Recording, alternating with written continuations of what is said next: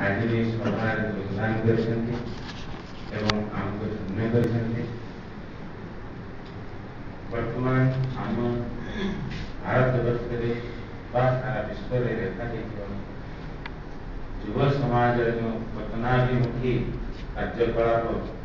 चिंतार विषय एवं समस्ते चिंतित केमी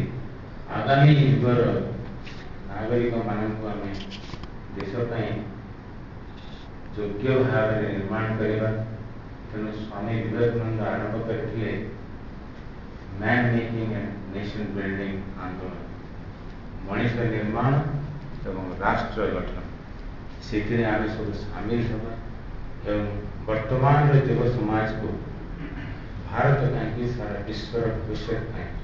योग्य भाव निर्माण करने ये महान उद्देश्य में सारा भारतवर्षर विभिन्न जगह स्वामी विवेकानंद केंद्र कन्याकुमारी स्थापना कराई संबलपुर में 2-3 वर्ष कार्य करुँच आज ये सभा से महान आंदोलन एक अंश विशेष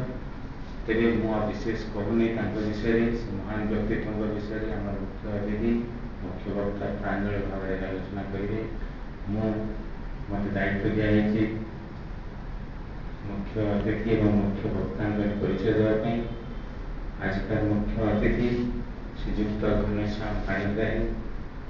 संबलपुर माटीर संतान एवं यही पाठशाला पढ़ी यही जन्मभूमि यही कर्मभूमि से 1953 मसीह 1983 मसीह ओजेएस सारा ओडिशा प्रथम स्थान अधिकार करते एवं विभिन्न जगह कार्य कर